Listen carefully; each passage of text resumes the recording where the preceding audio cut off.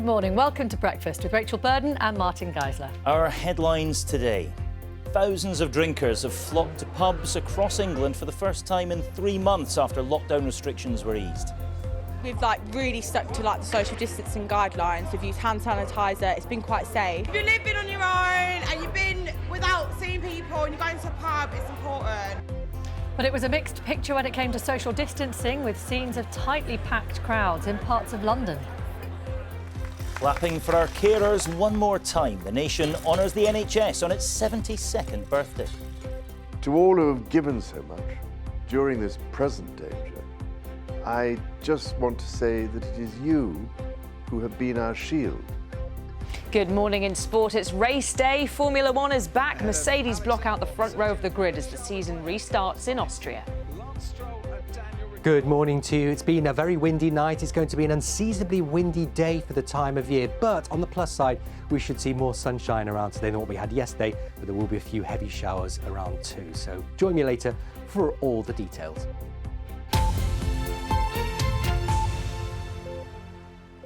It is Sunday, the 5th of July. A very good morning to you. Our top story this morning. Thousands of people across England have enjoyed their first night out in pubs for more than 3 months after a major easing of lockdown. Restaurants, hairdressers, theme parks and libraries also opened their doors with strict social distancing measures in place. But police have voiced concerns the rules weren't always being observed. John McManus reports. It was the day life began to look familiar again in England. Pubs and restaurants had already reopened in Northern Ireland on Friday. Yesterday, it was England's turn, but nothing was going to be quite the same again. The government's desperate for people to get spending, but it also wants them to stay safe. And as day turned into night, it became apparent just how difficult that will be.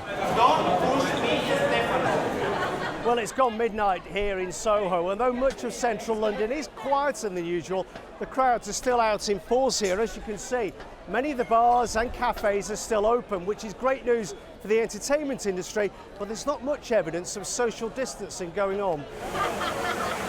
Police officers were out in force across England. One, John Apter, the National Chair of the Police Federation in England and Wales, took to Twitter at the end of his shift in Southampton, saying, "What was crystal clear is that drunk people won't socially distance.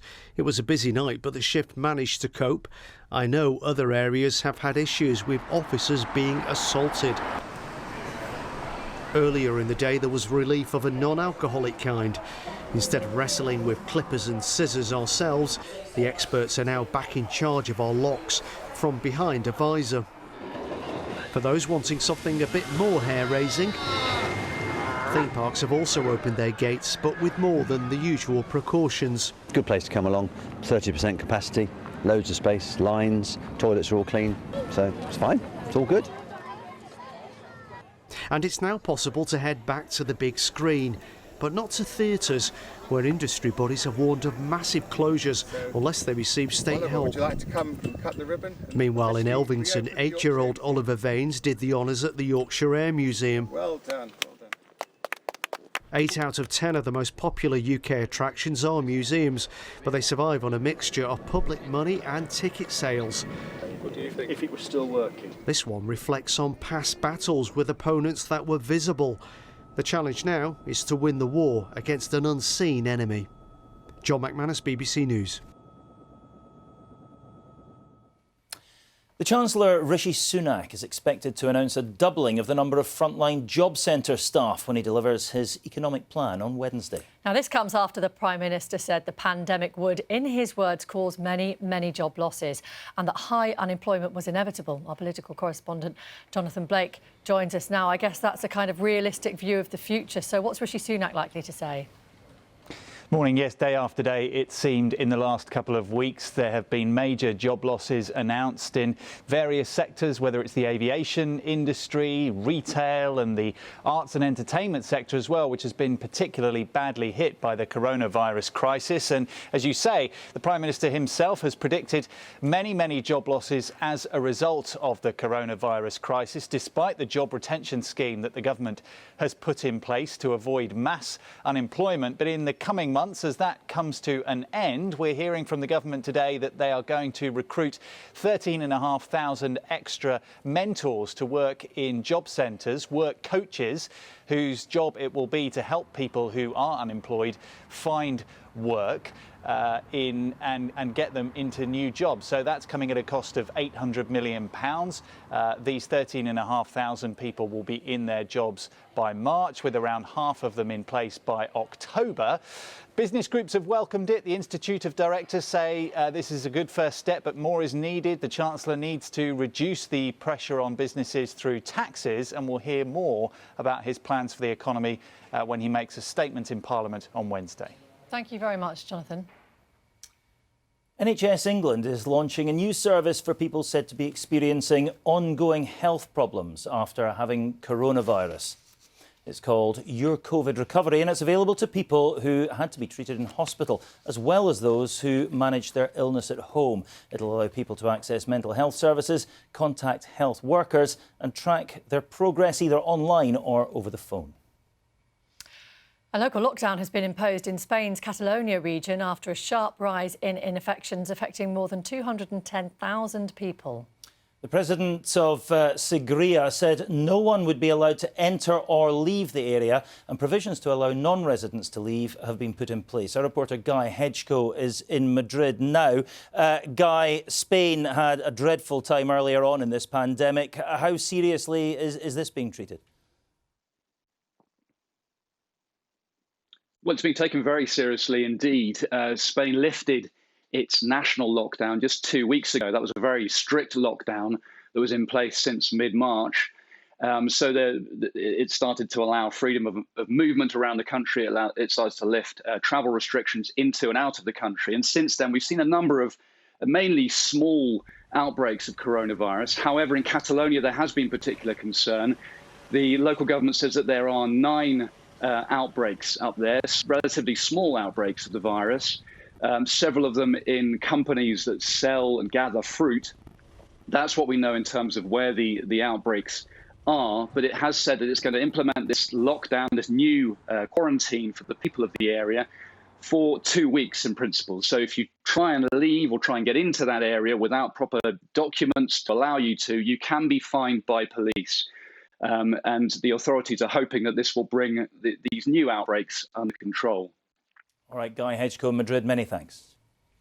Donald Trump has lashed out at China over the coronavirus pandemic as part of his speech to mark the United States' Independence Day.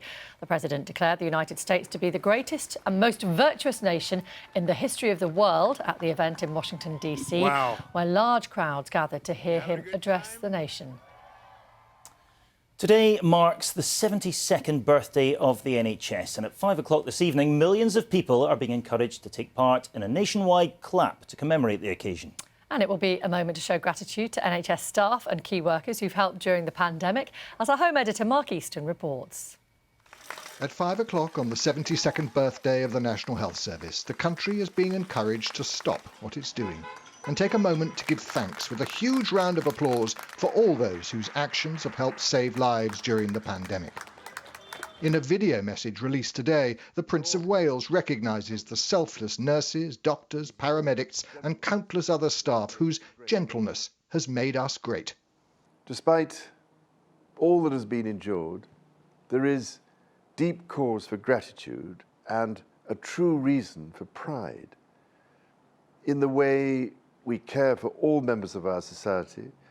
Our greatness truly is in gentleness. So, ladies and gentlemen, thank you all for what you have done. More than I can possibly say. A Spitfire will tip its wings above 8 hospitals, as well as the homes of fundraisers and volunteers. The words, "Thank you NHS," painted on its underside. The flypast is a tribute to the people across the UK who've supported the health service and each other in the last few months. At 5 o'clock today, when we're clapping for carers one final time, it's a chance for the NHS itself to say thank you to everybody who's played their part, including the public, who by going through this difficult lockdown period have reduced the infections and helped save countless tens of thousands, probably hundreds of thousands of lives. Last night, candles were lit and dozens of public landmarks were illuminated in the blue of the NHS, a tribute to those whose lives have been lost during the pandemic. This evening, the Prime Minister will be joining the clap outside number 10, after which people are invited to raise a cuppa or a glass with neighbours to reflect on the connections that have been made during the lockdown. Millions came together for the regular Thursday evening clap for carers during the height of the pandemic, and the hope is that this final thank you will encourage communities to build on that togetherness for the next stage of the crisis. Mark Easton, BBC News. The American rapper Kanye West has announced he's running for President of the United States in 2020.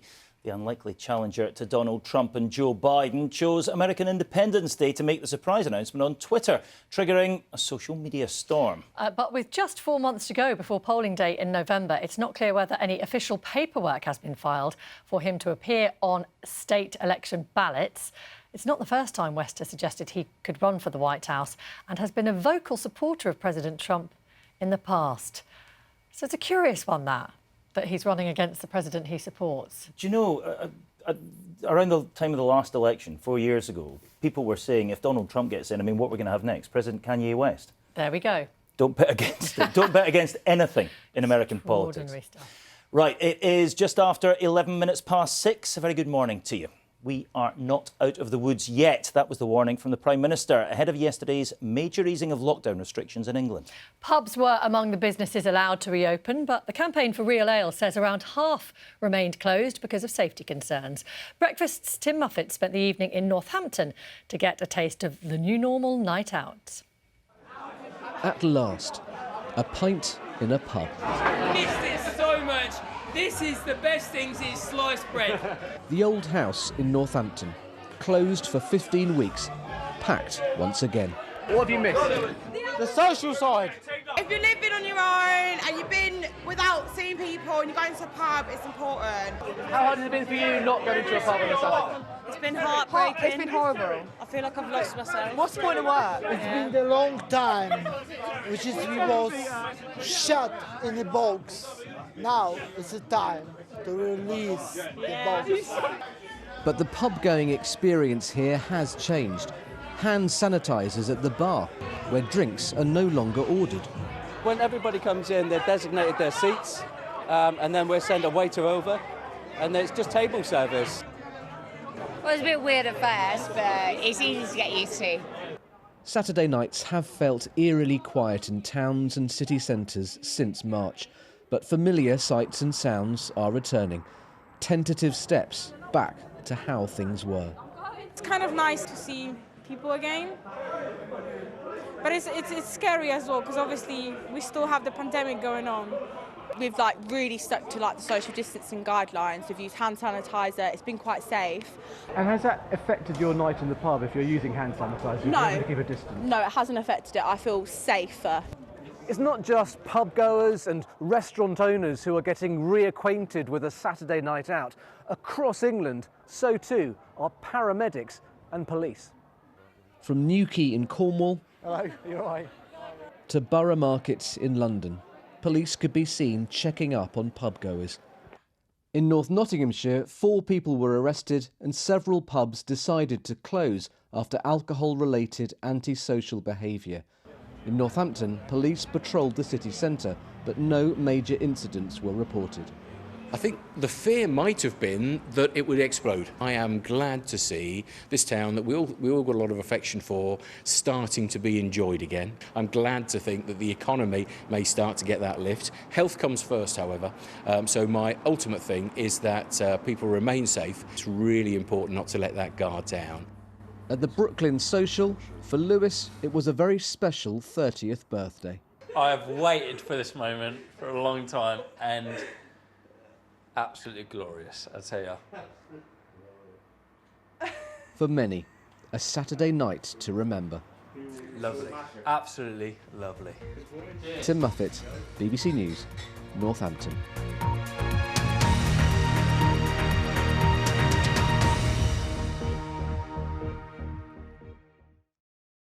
See the headlines as they happen and watch BBC News live in the app and get the full story with bbc.co.uk/news.